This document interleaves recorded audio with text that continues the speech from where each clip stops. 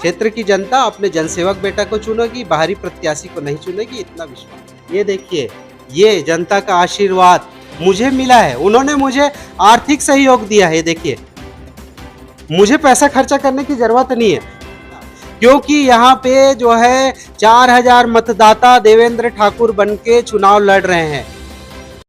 नमस्कार, आप देख रहे हैं सीजी पब्लिक टीवी। मैं हूं आदित्य बेरा। आज हमारे साथ हैं जनपद सदस्य प्रत्याशी देवेंद्र ठाकुर, जो क्षेत्र क्रमांक 4 से चुनावी मैदान में हैं। और आइए उनकी जो रणनीति है, उनकी जो सोच है और उनकी जो योजनाएं हैं, उसके बारे में जानते हैं। सबसे पहले देवेंद्र जी, आपका स्वागत है। बहुत बहुत धन्यवाद सीजी पब्लिक टीवी की टीम को, बहुत बहुत आभार। आपने समय निकाला और मुझे इंटरव्यू के लिए आमंत्रित किया, बहुत बहुत धन्यवाद। आप जनपद सदस्य क्षेत्र क्रमांक 4 से चुनावी मैदान में, तो आप, और ऐसा क्यों लगता है कि आप इस पद के लिए यहाँ से उपयुक्त उम्मीदवार हैं? आदरणीय बेहरा जी, मुझे तो लगता ही है कि मैं इस पद के लिए उपयुक्त हूँ। मेरी क्षेत्र की जनता को लगता है। यहाँ जो जनपद सदस्य का चुनाव है ना, मुझे जनता लड़ा रही है। मेरे गृह ग्राम घुमरगुड़ा, बरकानी है ना, और सरगीगुड़ा, गंगराजपुर की पब्लिक मुझे चुनाव लड़ा रही है। वो स्वयं सोचते हैं कि मैं इस पद के उपयुक्त हूँ, वो मुझे चुनाव लड़ा। इस क्षेत्र की बात कर रहे हैं तो यहाँ के जो मुद्दे हैं, कौन से बड़े मुद्दे हैं? तो अगर आप यहाँ से चुन कर आते हैं तो इस क्षेत्र की जो समस्याएं हैं, उसको दूर करने के लिए आपकी प्राथमिकता क्या होगी? देखिए, आपने बहुत अच्छा सवाल किया, क्योंकि जनप्रतिनिधि का काम होता है कि अपने क्षेत्र की जो समस्या है उसको दूर करें। मैं आपके सीजी पब्लिक टीवी के माध्यम से आज जिस बात को कह रहा हूँ, मेरे जीतने के बाद 1 साल के बाद आप इस वीडियो को फिर दिखाइएगा। जो हमारे क्षेत्र के मुद्दे हैं ना, सबसे बड़ी बात है, हमारे क्षेत्र का सबसे बड़ा मुद्दा है आवागमन की सुविधा उपलब्ध नहीं है। आज भी जो है मुख्य सड़क से बहुत सारे गांव ऐसे हैं, मैं गांव का नाम भी लेता हूं क्योंकि मैं इस क्षेत्र का बेटा हूं, मैं भी उस रास्ते पे चलता हूं। जैसे कि अपन चलते हैं गंगराजपुर से चिंगरा भाटा, और चिंगरा भाटा से लिमपारा, लिमपारा से गंगराजपुर। आज भी वो सड़क जो है कच्चा है, उससे पक्की मार्ग की आवश्यकता है। लगभग 1000 जनता वहाँ से रोजाना जाना है। उसी तरह गंगराजपुर से गिरसूल, जो कभी पक्का मार्ग हुआ करता था, लेकिन आज उसकी हालत इतनी खस्ता है कि वहाँ पे सिर्फ आपको गड्ढे और पत्थर नजर आएंगे। वो सड़क का निर्माण करना मेरी प्राथमिकता है। अब आ जाते हैं सरगीगुड़ा में। तो सरगीगुड़ा में जो है, सरगीगुड़ा से बंदपारा, बंदपारा से चिंगरा भाटा जो सड़क है वो पूरी तरह कच्चा है। बारिश के दिनों में यहाँ की जनता को बहुत असुविधा होता है। वो मेरा ग्राम है, मेरा घर है, और ऐसा नहीं है कि आज मैं चुनाव लड़ रहा हूँ तो उसके लिए काम कर रहा हूँ। मैंने 6 महीना पहले जो है माननीय सीएम साहब को ये लेटर दे के आया है, और आपकी टीवी ने दिखाया भी है उस चीज को। और इसके अलावा जो है घुमरगुड़ा से घोटगुड़ा सड़क, और बरकानी से जो है उड़ीसा सरहद मार्ग, और घुमरगुड़ा और बरकानी के बीच में जो है जो सड़क है उसको जंगल मार्ग कहते हैं। ये जो सड़क है ये मेरी पहली प्राथमिकता है। मेरा गांव सरगीगुड़ा, वहाँ पे एक बहुत बड़ा तालाब, जिसे सागर कहते थे, 45 एकड़ का तालाब, जहाँ पे लोगों की निस्तारी होती थी, आसपास के खेतों में सिंचाई भी हुआ करता था, वो विगत 10 साल से मेंटेनेंस के अभाव में पूरा तालाब पट गया। वो मेरी पहली प्राथमिकता है, उसे खुदाई करवाना, उसका सौंदर्यीकरण करवाना। उसी तरह जो है हमारे लिमपारा में और हमारे जो है बरकानी में एक सामुदायिक भवन पहरी मंच के रूप में मांग है, उसे भी मुझे पूरा करना है। निर्माण कार्य कराना, विकास कार्य कराना, ये मेरी पहली प्राथमिकता है। इस जनपद सदस्य क्षेत्र से कई जनपद सदस्य रहे, अगर उनकी तुलना में बात करें तो आप क्या कुछ अलग या नया करने वाले हैं?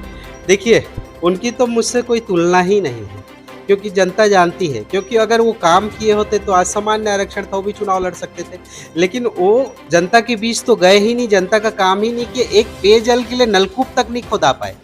ऐसे जनप्रतिनिधि बने हुए थे। और रही बात जनपद की, तो इस बार जो पूरे इतिहास में जनपद का जितना बुरा हाल था ना विगत 5 वर्षों में, कभी नहीं रहा। जनपद के आधा से ज्यादा जो है जनपद सदस्य अपने फंड का दुरुपयोग किए हैं, ठेकेदारी के माध्यम से खुद का फंड खुद काम किए हैं, और उन्होंने भी वही काम किया जिस काम में उनको मार्जिन ज्यादा मिला। उन्होंने पब्लिक के मांग को नहीं देखा कि पब्लिक क्या चाह रही है, वो अपना व्यक्तिगत स्वार्थ देखे। तो कोई तुलना ही नहीं है। आप युवाओं, किसानों और महिलाओं के लिए क्या विशेष योजना बनाएं? बहुत सही सवाल पूछा आपने। क्योंकि काम से इंसान की पहचान होती है। मैंने युवाओं के लिए बहुत एक बड़ा योजना बनाया है, पूरे क्षेत्र के युवा, खास करके युवा मेरे से जुड़े हुए हैं, है ना? और युवाओं के दिल में मैं बैठता हूँ, वो लोग मेरे साथी हैं, मेरे भाई हैं। आप उनका मोबाइल देखेंगे तो स्टेटस दिखेगा आपको। मैं नहीं बोलता कि आप डालते हैं, क्योंकि मैं उनके हमेशा सुख-दुःख में साथ देता हूँ। और मैं एक बात बताना चाहूँगा, हमारे क्षेत्र में देवोग विकासखंड में और हमारे जो चारों ग्राम पंचायतों में जो युवा है ना, वो स्पोर्ट के प्रति, खेल के प्रति बहुत उनका लगाव है। और वो हमारे क्षेत्र में अभी लगातार जो है क्रिकेट का मैच हो रहा है। तो मैंने एक घोषणा किया हुआ है कि हमारे 4 पंचायत में मैं जीत के आऊँगा, तो सबसे बड़ा आयोजन, आज तक के इतिहास में सबसे बड़ा आयोजन, जो कि इस क्षेत्र में कहीं नहीं हुआ है, ज़िले में कहीं नहीं हुआ है। 1,01,000 रुपए का बड़ा सा मैच करवाएँगे। और उसमें सबसे बड़ी योजना क्या है? धनराशि या इनाम की राशि महत्वपूर्ण नहीं है। सबसे बड़ी बात यह है कि देवोग विकासखंड, मेरा जो क्षेत्र देवोग विकासखंड के 53 ग्राम पंचायतों के युवा खिलाड़ी उस खेल में खेलेंगे, बाहर का कोई नहीं खेलेगा।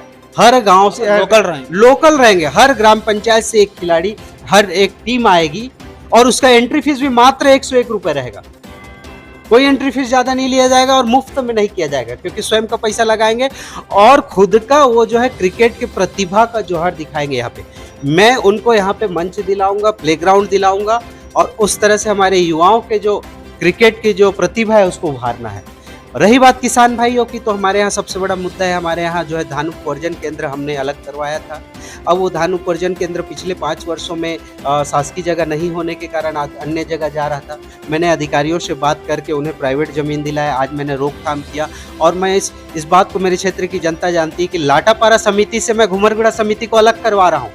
मैंने जगह भी चिन्हांकित कर लिया है और मैंने उसके लिए माननीय कलेक्टर साहब को, यहाँ के SDM साहब को, माननीय तहसीलदार साहब को ज्ञापन भी दिया और उनके माध्यम से नोटिस भी आया और जगह चिन्हांकित होने का कार्य चल रहा है।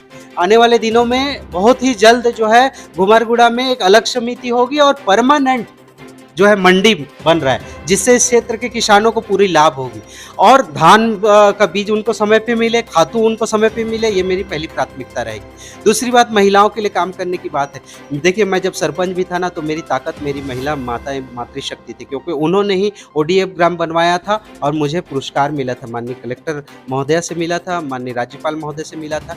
आज भी मेरा उनके प्रति बहुत कार्य करने का वो है। सभी ग्राम पंचायतों में हम जो है महिलाओं के लिए एक भवन बनवाएंगे जिसमें वो अपना कार्य कर सकते हैं। ये मेरा योजना है। आपके विरोधी भी मैदान में है, क्या लगता है आपकी तुलना में उनकी कमजोरी या आपकी मजबूती क्या है? देखिए, मेरी मजबूती मेरे क्षेत्र की जनता है, मेरे 4 पंचायत की जनता है।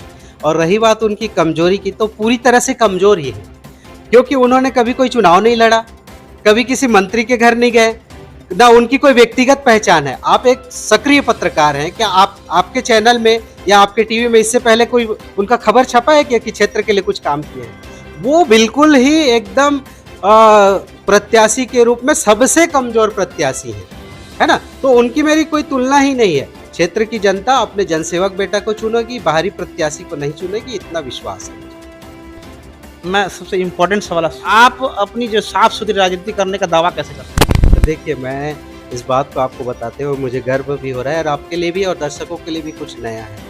जब मैं कल फॉर्म भरने गया था, इससे पहले तो मैं डोर टू डोर घूमता था, चुनाव है तो घूम रहा हूँ ऐसा नहीं, पहले से मैं लोगों के बीच में जाता था। कल मैं फॉर्म भरने गया था तो मेरे साथ इस क्षेत्र की 400 लगभग मतदाता गए थे, जिसमें 100 से अधिक महिलाएं थी। और जब मैं वहाँ से आया हूँ रात को 8:30 बजे, चिंगरा भाटा, लीमपारा, बंदपारा, घोटगुड़ा, घुमरगुड़ा की जनता ने मुझे स्वागत किया। और सबसे बड़ी बात ये देखिए, ये जनता का आशीर्वाद मुझे मिला है। उन्होंने मुझे आर्थिक सहयोग दिया है। देखिए, मुझे पैसा खर्चा करने की जरूरत नहीं है। हाँ, ये बात जरूर है कि मेरा जो प्रतिद्वंदी है वो धनबल से, उसकी मानसिकता ये है कि मैं धनबल से चुनाव जीत जाऊंगा। इस क्षेत्र क्रमांक 4 की जनता जो है उनको वो खरीदने की कोशिश करूंगा ऐसा सोचता है, लेकिन वो गलतफहमी में है। मेरे क्षेत्र की जनता जनार्दन हर चीज में सक्षम है। उनके पास सबसे बड़ा उनका सम्मान है और उनका जनसेवक बेटा है।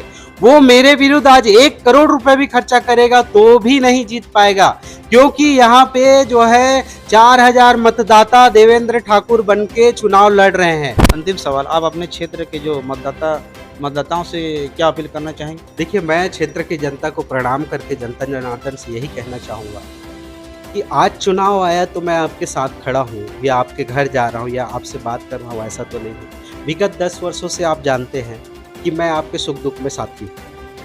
मैं आपके हर कार्यक्रम में खड़ा हुआ हूँ, चाहे सार्वजनिक हो, चाहे सामाजिक हो, चाहे व्यक्तिगत कार्यक्रम हो, और उनको आपको पूरा विश्वास है। मैंने जो गाँव-गाँव जाके जो काम के लिए आपने मुझे सौंपा कि आप जीत के आओ, ये काम करना है, जो मैंने वादा किया है वो काम तो मैं करूँगा ही करूँगा। उसके अतिरिक्त भी जो बचा हुआ काम है वह काम भी मैं करूँगा। विकास के लिए मैं पूरा अपना 5 वर्ष लगा दूँगा, इस क्षेत्र का विकास ही विकास होगा, और 24 घंटे ये जनसेवक देवेंद्र ठाकुर आपकी सेवा में उपलब्ध रहेगा। ग्राम घुमरगुड़ा से देवभोग निवास में भी आप 12 बजे रात तक आ सकते हैं, मुझे फ़ोन कर सकते हैं, किसी भी समस्या के लिए मुझे याद कर सकते हैं, और मैं स्वयं, आप फ़ोन करेंगे आपके बीच में मैं आऊँगा। इतना मैं आपको विश्वास दिलाता हूँ, और आपके आशीर्वाद से मैं चुनाव जीत रहा हूँ, आपको बारंबार नमन कर रहा हूँ, और चुनाव जीतने के पश्चात मैं इस क्षेत्र के जनपद अध्यक्ष के सीट के लिए भी फाइट करूँगा, आपके आशीर्वाद से करूँगा। इतना ही कहना। ये थे जनपद सदस्य प्रत्याशी क्षेत्र क्रमांक 4 से देवेंद्र ठाकुर जी, और इन्होंने क्षेत्र के विकास के लिए जो रोड मैप तैयार किया है उसके बारे में उन्होंने पूरा विचार हमसे साझा किया है, और उनके जो विचार हैं, उनकी जो योजनाएं हैं, उनके बारे में उन्होंने बताया है। अब ये तो जनता के हाथ में है, चुनाव नज़दीक है, जनता के हाथ में पूरा फैसला है। जनता इनका साथ देती है नहीं, ये तो आने वाला वक्त ये बताएगा। कैमरा पर्सन सकाराम यादव के साथ आदित्य बेरा, सीजी पॉली टीवी, देवभोग।